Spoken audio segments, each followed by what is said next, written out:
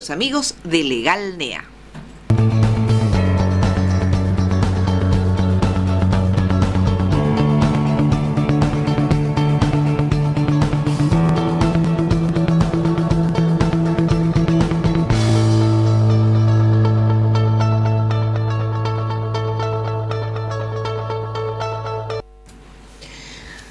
Ahí está, ya están en los estudios el doctor José María González y el doctor Carlos Maciel. ¿Cómo les va? Bienvenidos. Buenos días, ¿cómo están? ¿Cómo han pasado su día? Bien, trabajando un poquito. Nos cambiamos el asueto del martes por el del viernes a la tarde nomás. Entonces nos acicalamos todos para la fiesta. No, se preparan todos para ir. Nos preparamos para la fiesta el viernes a la noche. Entonces, ¿me van a llevar? Sí, por supuesto, ya está reservado el lugar, hay una silla, dice doctora Cristina Solís. Ahí está, bueno, feliz día presencialmente, si bien todos nos hemos saludado en algún momento. ¿Por qué es el Día del Abogado? Bueno, hay que recordar a alguien muy importante, no solo para los abogados, sino para los periodistas también, que bueno, fue Juan Bautista Alberdi, digamos, que a través de uno de sus escritos, las bases y puntos de partida para la organización de la República Argentina, bueno, sentó las bases de lo que hoy es nuestra Constitución Nacional. La Confederación de Abogados del país estableció que el 29 de agosto sea el Día del Abogado.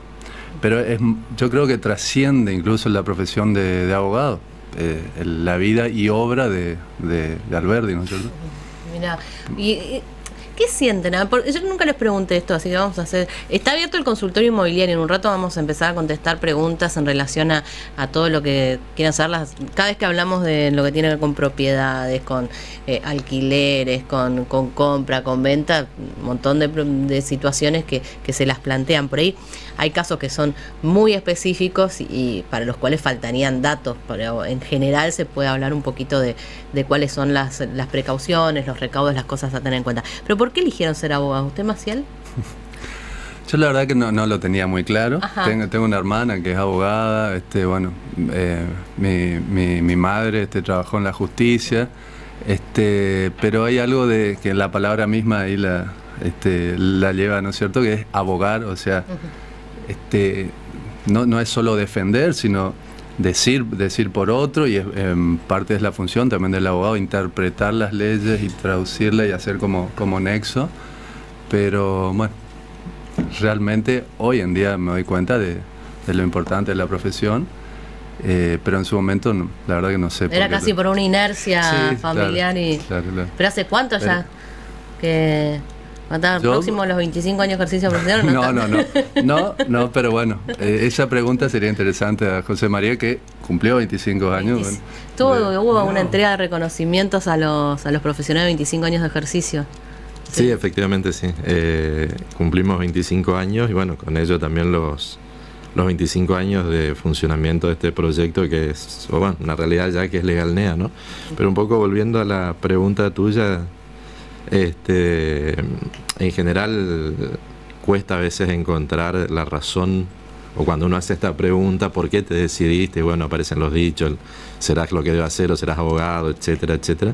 Pero en mi caso es muy puntual, digamos, yo tengo bien marcada la razón, digamos, lo mío fue influencia de un profesor del nivel del secundario, el doctor Enrique Gravabac, abogado, profesor de formación ética y ciudadana, formación cívica, educación cívica. Estábamos a la salida de la dictadura y comenzando la democracia en pleno nivel secundario, y bueno, la pasión que le ponía Enrique, el doctor Gravabac, papá de Hernán Gravabac, otro conocido abogado penalista de acá de la región, fue tal que bueno, nunca tuve dudas de que esa era la elección, e incluso planteado el hecho de tener que comenzar a estudiar. Las limitaciones económicas de mi familia no me lo permitían, con lo cual tuve que trazar un plan B, es decir, tuve que estudiar de maestro, recibirme de maestro para poder venir a conseguir un trabajo de maestro y estudiar abogacía, digamos. Esa es la historia, pero lo tenía clarísimo, ¿no? Sí. Y para los estudiantes, ¿no?, porque hay muchos estudiantes que eligen abogacía, a la hora de no solo emprender la carrera, sino a la hora de decir a qué me voy a dedicar después, ¿no? ¿Qué se le puede decir? Porque ambos han sido y son docentes, universidades, o sea, tienen contacto con el estudiante. Viste, vos por ahí cuando empezás, por ahí ves en el derecho penal como lo más vistoso, o por ahí decís, no, y, qué sé yo, familia, porque me gusta tal cosa o no me gusta. ¿Cómo se define lo que es la especialización? ¿O se necesita que el abogado sepa de todo primero y después vea en qué es bueno, qué le conviene? ¿Qué es eso? Bueno, es también un tema importante, por esto que planteaba Carlos de su experiencia, lo que nosotros vemos en la facultad también. Yo muchos años di el curso de ingreso, es decir, la primera actividad tenía que ver con preguntarle, bueno, ¿por qué decidiste estudiar abogacía? Y la verdad que las motivaciones son de las más diversas, ¿no? Y también me tocó y también a veces la ausencia de definiciones motivaba esto de abogacía por el hecho de que con el título uno puede aspirar a mucho más que litigar, ¿no? Es decir, la formación del abogado hoy por hoy es una de las formaciones más integrales que habilita a muchos a otras tareas como los medios, la política, incluso para la actividad empresaria, el emprendedurismo, la formación es esencial, digamos. Después, a la hora de la salida, también durante muchos años di la materia de práctica profesional, digamos, el último cuatrimestre, donde los alumnos ya estaban prestos a salir a la calle. Y la elección de la especialidad es una cuestión que a veces se da por oportunidad, es decir, está aquel que tiene la posibilidad de seguir algo ya instalado, el estudio del papá, del tío, de la familia, entonces viene como contagiado. Y después la otra es una búsqueda. No debemos perder de vista esto de ser generalistas, o sea, de manejar derecho de todo, de estar actualizados, de estar informados, y después una combinación de gusto y oportunidad. A mí, por ejemplo, me hubiese gustado de pronto hacer penal mucho más de lo que me tocó hacer en la vida, pero limitaciones, tenía que laburar, tener una familia a cargo, el derecho penal demanda ciertos riesgos que por ahí la obligación de todos los meses no te lo permitía, entonces fue una cosa que se me abrieron otras oportunidades que debía explorar. Entonces una mezcla de oportunidad y de gustos, ¿no es cierto?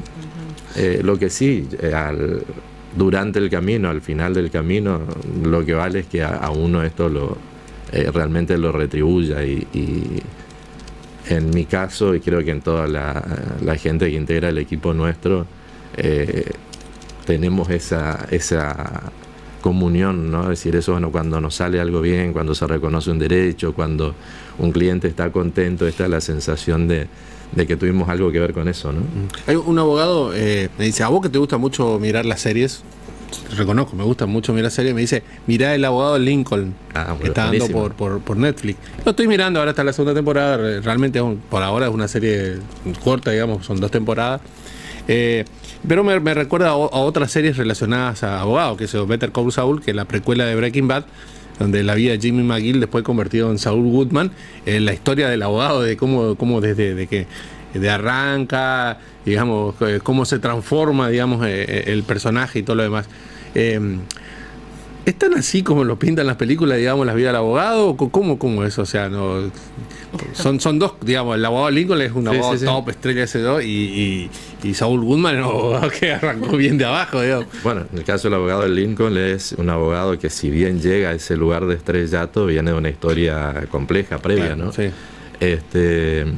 Primero, en lo que es lo funcional, lo que muchos y a muchos chicos y a muchos también nos impactó, esto de ver el proceso americano del abogado alegando, convenciendo al jurado, cada vez es más parecido a nuestra realidad. Entonces, muchas veces antes nos frustrábamos porque íbamos con esa motivación, y cuando veníamos a la práctica, no, todo lleno de papeles, escritos, no le veías nunca al juez, tenías que estar convenciéndole a tu cliente nada más, porque tu cliente no tenía opciones de ir al tribunal, etcétera. Hoy es cada vez más parecido al sistema, entonces al que se sienta motivado por eso, nuestra vida actual es muy parecido a eso. Y lo que tiene de interesante es que uno se despierta cada día sin un plan prácticamente. Lo único que está fijado son las audiencias, que sí o sí uno tiene que estar, pero uno abre la puerta del estudio y no sabe cuál es el caso que va a entrar, cuál es la consulta que va a entrar o qué va a tener que resolver en ese día, más allá de llevar las causas, ¿verdad? Entonces es una profesión muy dinámica, así como se ve en las series, donde es dura porque los abogados no tenemos licencia. Una clienta me reclamaba la semana pasada la falta de respuesta de otro colega que me había dicho que estaba enfermo, que no podía contestarnos, que me pedía una semana y ella lo cruzó en la calle, ¿no? Pero si yo lo vi en la calle, le tuve que explicar, los abogados no tenemos licencia. Entonces tenés un plazo de 48 horas, de 3 días, de 5 días, y el día que te vence el plazo, pudo haberte pasado cualquier cosa, puede estar enfermo tu padre, puede estar en una situación de duelo, puedes tener un hijo enfermo, y a vos nadie te perdona si no cumpliste ese plazo. Entonces es una vida que es muy intensa profesionalmente. El otro costado, tratás con las personas y con la problemática de las personas y con las emociones de las personas, entonces conoces todo tipo de personas, no terminás de sorprenderse por las actitudes positivas y negativas, entonces como muy intensa y muy heterogénea, muy variable nuestra vida profesional. Claro, ¿qué es lo que da más placer? ¿Ganarle a otro el juicio? ¿Hacer algo que tenga algún tipo de reconocimiento? ¿Decir algo que sea innovador, que sea diferente? Supongo que es personal a lo que cada uno lo motiva más, o sea, pero en tu caso... Sí, cobrar. Ganar, cobrar. Es un costado real. Y es una cuestión que esa materia no te la enseñan en la facultad, la educación financiera, ¿no es cierto? Y bueno, pero sí, claramente uno si gana un juicio se siente bien.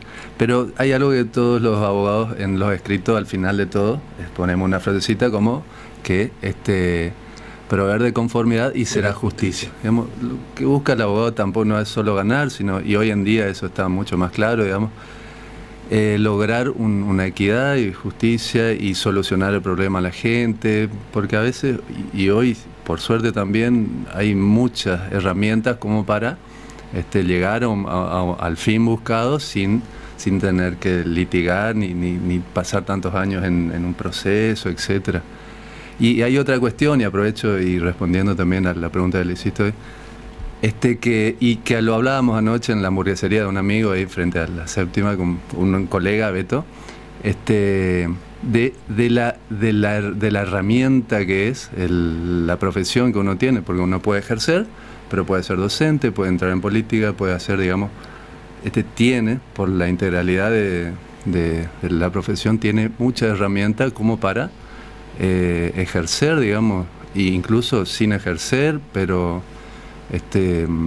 defenderse o utilizar esa herramienta o colgarla también como un cuadro, ¿no es cierto? Bueno, así que cuando hablamos de esto, porque fue el día de hoy, muchas veces hay poco tiempo para hablar de uno y de lo que eligió y de por qué a veces hace lo que hace. Abrimos el consultorio inmobiliario, tenía un mensaje que había llegado más tarde, decía, con todo esto del debate de la ley de alquileres, dice, se me vence el contrato, tengo que renovar, ¿qué hago? Es decir, trato de esperar a que haya una nueva ley, lo renuevo ahora. Hay como un poco de incertidumbre en los inquilinos, más allá de que parecería que en el Senado, al no haber dictamen, no está tan allanado el camino para que hoy se aprueben las modificaciones, ¿no? Sí, son dos, es una problemática de distinta óptica de acuerdo a que la consulta sea del locador o del locatario, ¿no?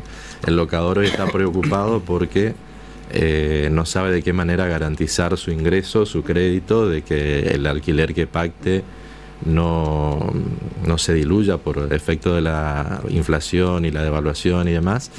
Hay que decir que la ley sigue vigente, con lo cual hoy un contrato, si es para vivienda familiar, le va a obligar a mantener fijo el ingreso durante un año, el monto del alquiler durante un año. Las expectativas de cambio de la ley, personalmente yo creo que no son viables, no son cercanas, están muy atadas al futuro político de nuestro país, a que se resuelvan las elecciones y qué es lo que haga en definitiva el nuevo gobierno. Si uno se pone en la vista del locatario, está frente a un problema porque se percibe esto de la retracción de la oferta y uno tiene que resolver un problema de vivienda, no hay otra cosa. Hay que señalarlo y dejar bien en claro, la ley de alquileres no se modificó, las reglas son las que más o menos todos conocemos, 3 años de plazo mínimo, 1 año sin actualización para la vivienda familiar. Cuando se trata de comercio hay un poco más de libertad en cuanto a la actualización a través de los índices dispuestos. Y la recomendación es estar atentos a cómo evoluciona el panorama y hacer la consulta a la hora de la firma del contrato, y así también un poco la consulta económica de a qué se está comprometiendo uno, ¿no? Se están empezando a ver muchos contratos en dólares, por ejemplo. O sea, hay una efervescencia total en el tema, ¿no?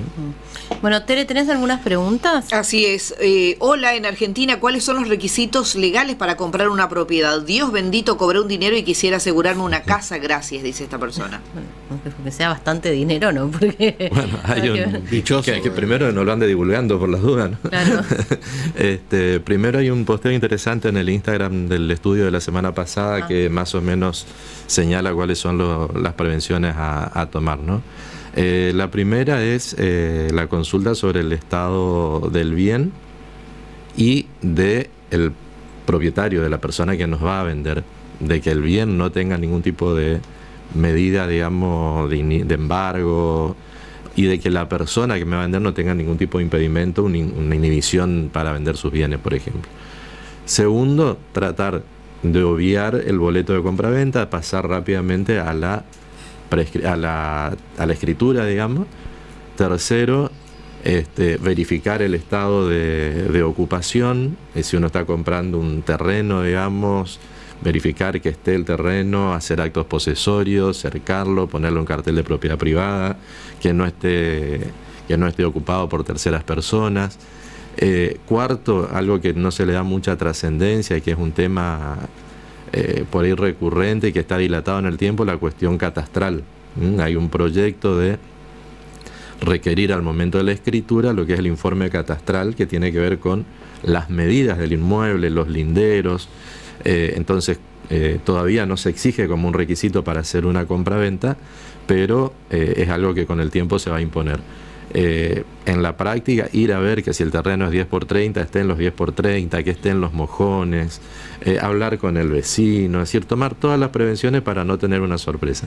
Y la consulta, por lo menos notarial, por lo menos al escribano, y si hace falta, de acuerdo a las condiciones del contrato, también al abogado, porque, bueno, cuando empezamos a introducir algún tipo de cláusulas adicionales, plazos, forma de pago, algún tipo de cláusulas de entrega derivada en el tiempo, digamos, del inmueble o cosas así, hay que tener mucho cuidado. Hoy los inmuebles son muy caros y uno por ahí está poniendo, como en este caso, todo el dinero en eso, y tiene que ser no tiene que ser una operación frustrada, ¿no? Creo que acá más o menos contestaron, porque la otra pregunta tiene que ver con las escrituras, si es tan importante escriturar porque son muy costosos, y entonces primero pregunta ¿por qué es tan caro escriturar y sin, digamos, por qué con un boleto de compra-venta no tienen la misma protección? En realidad lo que preguntan es ¿por qué es tan caro escriturar?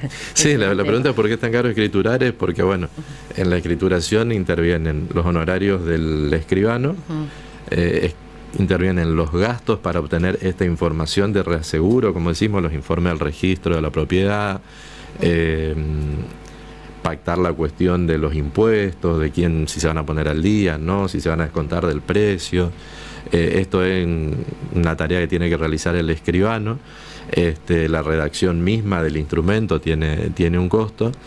Hay costos que son impositivos, digamos, se paga un impuesto a la FIP, por ejemplo, por la venta. ¿Es un porcentaje del valor de la propiedad? Es un porcentaje, lo que sea tributario es un porcentaje del valor de la propiedad, con lo cual hay dos tributos, uno nacional que se paga a la FIP, el otro que es provincial, inciden aproximadamente entre un 3 y 4% en el valor de la operación. Por ahí es que viene el tema de vamos a ponerle un valor más bajo para pagar menos impuestos, ¿sí? ¿Se hace eso? Sí, se hace mucho, se hace muchísimo en la práctica. ¿Y eso es un riesgo o no? Puede implicar un riesgo cuando la situación del inmueble no está del todo clara, cuando hay intereses de terceros, es decir, concretamente una transferencia por un valor vil, le decimos nosotros un valor muy bajo. Si hubiera una persona que esté habilitada para reclamarlo, podría plantear que ese precio bajo está indicando que hay una simulación, que en realidad eso no se vendió, sino que se puso a nombre de otro nada más. Ajá. Esto está cada vez más difícil por el tema de las restricciones a la circulación del dinero. Y yo no puedo ir con cualquier propiedad vale 8 o 10 millones de pesos, no puedo ir con 10 millones de pesos a comprar porque en general la plata está bancarizada, tiene que entrar al sistema financiero. Bueno, todas estas variables juegan mucho en esta cuestión de los costos, ¿no? Acá hay un valor fiscal y otro valor a la hora de vender un terreno. ¿Cuál es la diferencia ese valor fiscal y el otro es el valor del mercado, no? No, claro. Supongo que se estará refiriendo a algunas cuestiones que también son muy comunes en este comprar, digamos, o la posesión o un terreno. No, pero el valor fiscal, por ejemplo, cuando pagar los impuestos municipales, te dice ahí una evaluación fiscal que nunca coincide con lo que es el valor de mercado. Con el valor de mercado. ¿Pero también. qué se usa cuando uno...? No, o sea, son dos valores distintos y, a ver, poniendo en el caso de una sucesión y donde interviene un inmueble, por ejemplo, también tiene que ver con una cuestión impositiva. Entonces, por ejemplo, y se usaba mucho antes, hoy no es tan común, digamos, se denunciaba el valor fiscal del inmueble, ¿no es cierto? Y sobre eso se pagan las tasas de justicia y determinados impuestos. Pero después está el valor real, el valor de mercado del inmueble, que es una cuestión totalmente distinta. Lo válido es el valor que tiene el inmueble en el mercado, digamos, que es con lo que uno se va a manejar. El que quiere comprar valor fiscal. El dólar oficial. Sí, pero pasa que, a ver, esto tiene mucho que ver con la conflictividad. Daba Carlos el ejemplo de los sucesorios. El valor fiscal es claramente el valor que toma el Estado a los fines de fijar el valor de los impuestos. El valor de venta, el valor de mercado, ¿no? Ahora, en un sucesorio, cuando los herederos están de acuerdo, no hay ningún problema en denunciar el valor fiscal. Entonces, hay un 2,5% de impuesto al sucesorio que hay que abonar. Si yo pongo el valor fiscal, es mucho menos que si yo pongo el valor real. El problema es cuando los herederos están en pugna, están en conflicto respecto de cómo se dividen, entonces discutimos valores reales. Claro. Si presentamos los valores reales al expediente, después voy a tener que tributar en base a eso. Si hay como un acuerdo, se presentan los valores fiscales y los juzgados admiten. Entonces hay sensibles diferencias. La última, medio repito que ya estamos pasados, dicen si se pueden pactar precios de alquileres en dólares hoy por hoy. Sí, en la Argentina los contratos en dólares son válidos. Lo que está regulado es la forma de su cumplimiento, es decir, uno puede entregar los billetes en dólares o la cantidad de dinero necesaria para comprar esos dólares, y ahí bueno viene también una distorsión porque tenemos que ver con cuál de todos los dólares nos manejamos. Pero se puede hacer tranquilamente. Se pueden hacer contratos en dólares, sí. Existen los contratos en dólares. ¿Por eso no zafa con el tema del congelamiento de precios? Lo que pasa es que por eso hay que ver los términos en que está redactado el contrato. Porque si yo exijo que me entreguen dólares billete y la otra persona, el inquilino, por ejemplo el inquilino no puede acceder, pues solo puede $200, si no entra dentro de ninguna de las restricciones para comprar $200, tiene que salir a comprar en el mercado informal, digamos, y los valores son diferentes. Pero sí, nosotros escuchamos... ¿Ustedes firmarían un contrato en dólares hoy en Argentina? ¿O le recomendarían a un cliente un contrato en dólares? Depende. Si es locador, sí, si es locatario, no. Clarito, gracias por venir. Bueno, hasta la semana que viene. Ustedes sabían que Legal NEA tiene una cuenta en Instagram, legal-NEA, para que si se quieren comunicar con ellos, ahí está la cuenta. Si quieren seguir la cuenta y enterarse, porque tienen un montón de consejos también sobre el tema. ¿Y saben quién confía en Legal NEA? La familia Lotero. Nos vamos a la pausa, venimos en un ratito, quédense con nosotros, ya estamos.